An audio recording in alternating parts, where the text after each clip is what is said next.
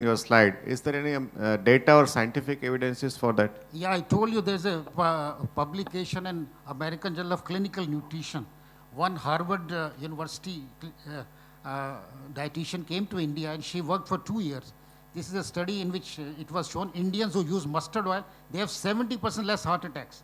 They couldn't explain why, but they said because it's omega-3 is very high, it may be the reason. We don't know the reason, but it is true.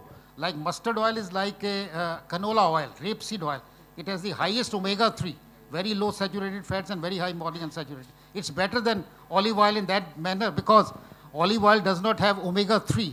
This is 20 times more omega-3. So that may be the reason, and that's why I am saying, and this is available in the non-refined manner, what we call as the extra virgin. Mustard oil is available. Extra virgin canola is not available. Canola is equally good because the same constituents are there. Thank you. Please make it very quick because we are... Sir, you elaborated very extensively about the various lifestyle factors. One thing I wanted to ask is about the environmental pollutants and toxins available in the modern lifestyle. Because that is also, I consider, one of the important factors, but it is not generally talked about. I exactly agree with you. I talked of lifestyle. This is not in our control. Yes, atmospheric pollution is extremely responsible, and now in Delhi, because we have a lot of data is there, a large number of people die because of myocardial infarction, coronary artery disease. Not only that, they get lung disease and bronchial asthma and so on, and cancer also. So you're quite right. They are not in our control, but there is a study to show people who are doing yoga, the effect on the lungs is much less. So do pranayama, etc., it may be less. We can't control that. Of course, we have to do lots of measures that are needed, but that is not in our control. These 4 things are in our control. I agree with you. Pollution is a very, very important, not only the environmental, but also noise pollution. People who live near highways, they have more heart disease and so on and so forth. Thank you, Dr. Manchanda. Thank you very much. Let's give him a big hand. There is a small change in the program. The second talk, instead of Dr. Samir Dani, his talk is rescheduled, and now we will have none other than Dr. Ramesh Kapadia, who is the founder of the, he doesn't need an introduction, he's the founder of the UHP, over 5 decades of active practice in cardiology, and that too he is, I will say, passionate about prevention. So over to you, Dr. Ramesh Kapadia, and like our usual profile, this will be a 20-minute talk followed by a 5 to 10-minute question-answer session. And I repeat, please ask the questions relevant to the subject on the spot. Other questions can be taken up during the break for lunch. Thank you.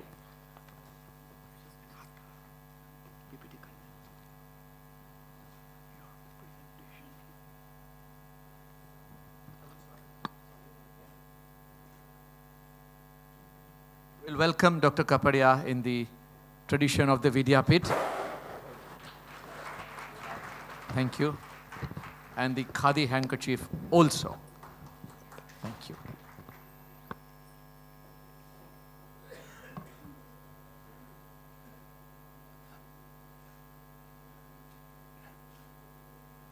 You must pardon me if I address Dr. Nason first, because a personality like him, and you would know all about Dr. Nason from Google or from any information. And let me tell you something, that basically I'm a very, very lazy person, and I like to rest all the time. I'm known in my family that I like the physical exercise the least. I'm happy with my book and looking at the sky and seeing the birds flying. That's what all I have done all the time. And I'm still not sure how I passed my exams in medicine. Anyway, and I have found out it's easy to swallow a pill rather than follow all these. And therefore, most people like that. But fortunately, I found out a solution. And that will tell you it is a God-set solution, that it is just like swallowing a pill. I found out that there was a method of really achieving the inner strength by doing a very simple program. If this was a very complicated program, I would not have been able to do it or rather advise it. But it is so simple. It takes very little time and very little effort. But as I always known, all throughout my experience of last so many years, that all simple things are difficult to learn. It's very easy to learn a very, very complicated and difficult things. But simple things are difficult. Now let me come, this is the first time in all these years, I remember in my first 15 years of my practice, I did all this. But now for last so many years, I've left that habit of showing slides and talking about it. I usually just talk whatever I feel like when I see the audience. But let me now stick to the schedule. So coronary heart disease, you know, I need not tell you that due to lack of blood supply to the heart muscle. And they become narrow due to fat-like deposits. You all know that.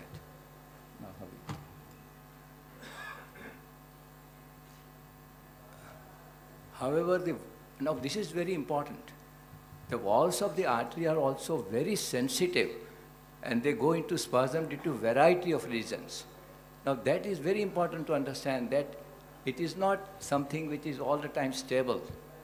In cold weather, in stressful situation, cold weather and stressful situation, and stress is the common thing, that it can become very, very narrow, and the circulating blood can become very thick.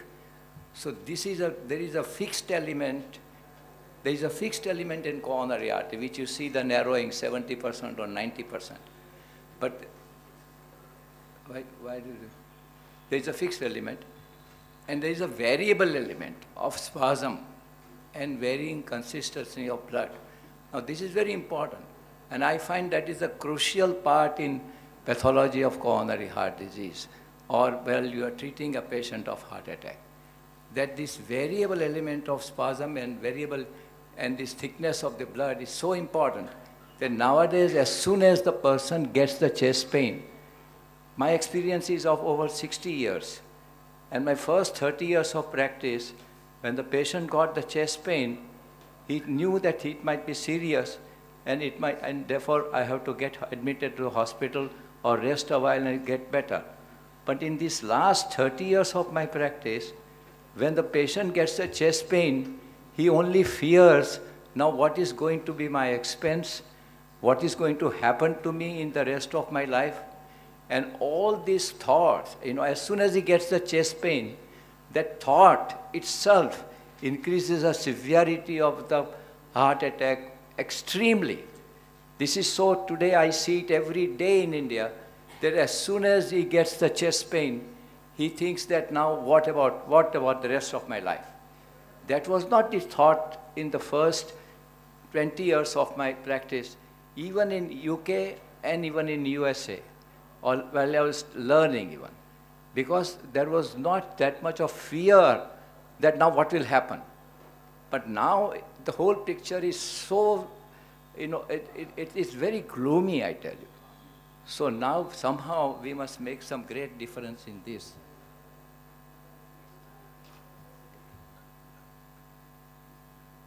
Now, you see, if you have fracture in the leg, what will you do? You will put a plaster and give rest. But if you have a heart attack, how can you give him rest? Now that is very crucial. And we do everything possible we do in this world now, which does not give rest to the heart when it requires most. Right from the time when you talk to the patient, everything happens. When the patient who has got a heart attack, a part of the heart muscle which is not getting the blood enough, it requires rest. It requires to be bandaged, but you can't bandage the heart. And therefore, it is very crucial. Therefore, all these talks about doing this and doing that, the most important thing is the reassurance at that time that you are going to be all right. And who can give the reassurance? And the patient must know that this doctor has really cured so many, and he is known for that. And if he says, where you're going to be all right. That's, I tell you, the first medicine which I have found out.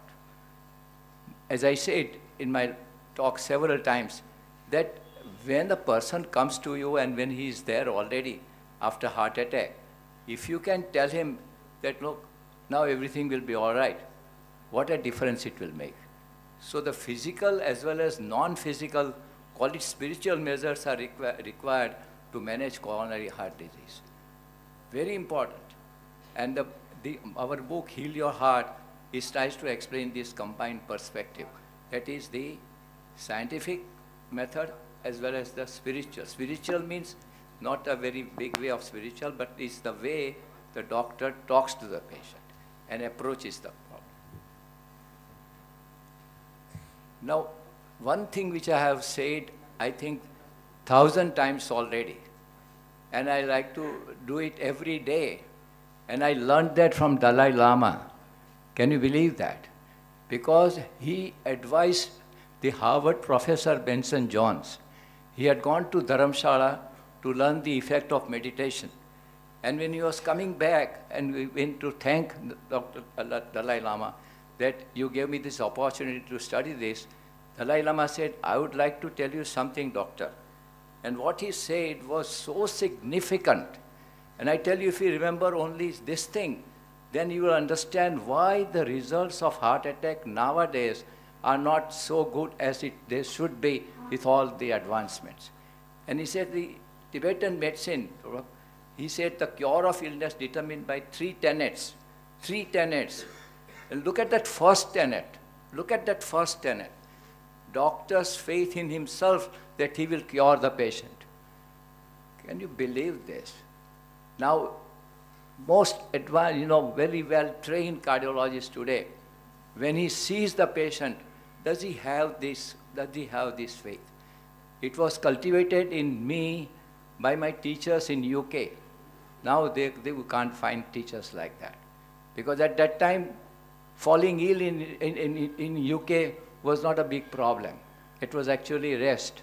And there was no question of paying anything. They were actually earning enough even when they were ill.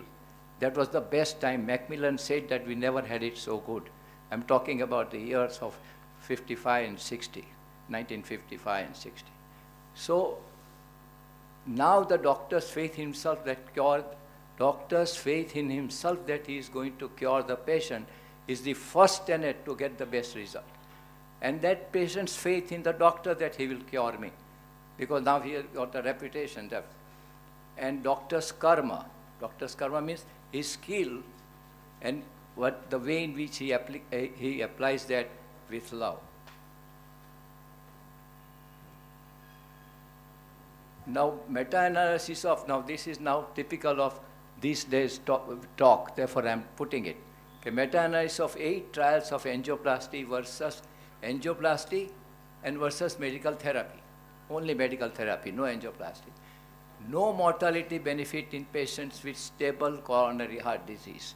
Now, this has been shown by various people, including people like Dr. Nason and very experts and all that, that in stable coronary heart disease, it only improves angina and the quality of life. But there is no survival benefit. If people begin to think that if I don't get the intervention, I won't survive. Now, that is a great erroneous feeling that we have now created. Therefore, majority, 8 trials have shown that there is no, in stable angina, there is absolutely no survival benefit by any intervention. But, of course, it has got one, it improves the angina quickly probably, and now clinical outcome of utilization of revascularization and aggressive drug evaluation, that COURAGE trial they call. And that showed that no mortality benefit of angioplasty and optimal medical therapy versus optimal medical therapy alone. So medical therapy is the sheet anchor, that's what it is. Now 3 major randomized trials, this is prepared by my friend, and my source of strength now, Dr. Dhaval Doshi, is 3 major randomized control trials of CABG, that is bypass surgery, versus medical therapy. Now, coronary artery surgical study, there was one study, Veteran Affairs trial, European Cardiac Society trial, showed that the greatest survival benefit of CABG, now remember this is very important, the greatest survival benefit from bypass surgery are evident in patients with very reduced left ventricular function, Dabak-Sepakno, the left ventricle strength that is measured as ejection fraction. If it goes down below 30%, if it is 40% or more, there is no survival benefit. If it is 40% or more after heart attack or left ventricle ejection, there is no survival benefit. Quality of life benefit is always there, but that quality of life will come gradually with everyone if they are reassured and if they take the proper mental and physical rest for 3 to 4 weeks. Now, left main disease and but impaired left ventricular function that is below 40% and left main disease, triple vessel disease with proximal LAD stenosis and recurrence of angina despite optimum medical therapy, then this intervention may be helpful. In all other individuals, bypass surgery did not show any mortality benefit. It only improves the quality of life. Now, this has been said enough. On the contrary, the randomized trials have demonstrated that nitrates, that is, sorbitrate and other preparations, aspirin, beta blockers, all these medicines, calcium blockers, angiotensin converting inhibitors, lipid-lowering medications, which are been thought of very well, so many people have said about statins, can save lives in patients with stable coronary heart disease. People who have just had a heart attack and now he is recovering and he is having only little angina on exertion, they are all named as stable coronary heart disease. On the basis of available evidence, optimum medical therapy with lifestyle interventions. Now, lifestyle interventions means making change, reducing weight, having, some method of achieving mental peace can be first-line treatment for management of stable coronary heart disease. Now, this is the thing we have already said that have shown mortality benefits only in patients of unstable angina and patients actually having heart attack. This has been said enough by my colleagues. But another thing is that, now this is very important. Patients with stable angina have very low annual mortality of approximately 1%, which is not significantly higher than that of general population. Of general population who have not suffered from any heart attack, and you have suffered from heart attack, but who have become stable, that means he gets pain only when he exerts a little bit more than normal. Then only such stable patients, there is no, it is only 1% higher mortality. When the plaque grows in the wall of coronary arteries are capable of remodeling themselves. Now this is very important. How does the person who gets a heart attack survives? As soon as he gets a heart attack, the artery gets blocked. Now if he survives, that means the collateral circulation has got to start. Something has got to happen. If you get a bleeding, how does the bleeding stop? The body does something to stop it. So there is a natural phenomena that our father of medicine, Hippocrates, observed, that the body has inherent capacity to heal. And that is evident in every heart patient who remains alive. It starts there only, as soon as he is alive after a heart attack. And if he comes to the doctor and he is alive, that means the revascularization has started. Otherwise, he would have been dead. So, now this is very important. In the management of coronary heart disease, the approach varies from doctor to doctor and from patient to patient. It depends not only on the severity of the disease, but also on the perception of the severity of the attending doctor. Very important. It's a perception. And of course, whom you are treating. Now let me tell you something out of the way. Who requires your attention very much? What type of heart patients require very much? Now, this is something which I want to tell the general audience as well as the young doctors. The persons who require most sympathy when they get a heart attack are the persons who are in position, either rich or in position as a politician or a businessman. More important a person as he thinks that he's in his life, management starts only with the doctor only. His reassurance. Now, this is something which is now the commonest thing which is happening today. I see it in India every day. And, this is so important. And I think if you learn this from today's talk, that this is important. It's a very well-defined, now the America always finds out a good term for this. It's an ocular stenotic reflex. That is, whenever a stenosis is seen in the coronary artery, I know about two friends meeting on Sunday, one of them an interventional cardiologist, and another specialist in another field, and discussion about a little bit about some coronary problem. And he said, when I do a treadmill, doctor, after 11 minutes, I get a little discomfort. And what do you think about it? So the intervention fellow says, now let us do a treadmill. Today is Sunday and we are free. So he does a treadmill test. And he finds out that after 10 minutes, there are some little change. So he said, now why don't you do an angiogram? Both of them are meeting as a friend, and they do the angiogram. And he finds a little obstruction in the coronary artery, left coronary artery. And he said, why don't you do an angioplasty now? Because you see the first one, previous one. You see, where a mere stenosis without symptoms or clear indication for treatment ends up with a stent or surgery, because doctor and the patients cannot reconcile with the fact that all stenosis do not require treatment. Now this, I think, if you learn that is very important, that all stenosis do not require treatment with surgery or intervention. They require little advice for medical treatment and lifestyle change. Now, Universal Healing Program, enough has been told. The whole conference is about it. I need not dwell on it. But I have found out now, so again, as I like all simple things, this program, when the people come to practice it, it is so simple.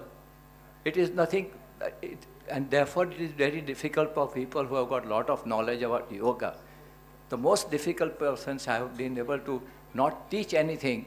Those who are absolutely, they have all the knowledge about yoga and meditation. They do not understand our program at all. They just argue, this is the best way or that is the best way. But a rickshaw driver learns it very easily.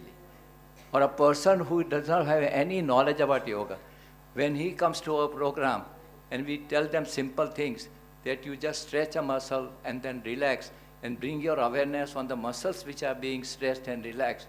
You come in the present moment, you do this, and when you just lie down and then relax all the muscles from toes to the head, and where all the body is relaxed, become one with your breath, and we explain simply. See, when you becoming one with the breath and forgetting the body is such a great thing and such a easily achieved in our program, in our technique, that when you become one with the breath, you become one with the whole world, because the breath is the same. And that experience itself leads to all the benefits that you get from Universal Healing Program. So, diet counseling, moderate exercise, stretching, relaxation exercise, all that we have already said several times. Again and again and again I have said that Universal Healing Program is not something different from allopathic treatment. It's a part of allopathic treatment. It's a part of mainstream medical approach. And Universal Healing Program does not have a stamp that this is the program, it has to be done like that. It only has an idea that we are made up of body, mind, but if we are only body and mind, we will be in the crematorium. We are body and mind, but body and mind is kept alive with our breath.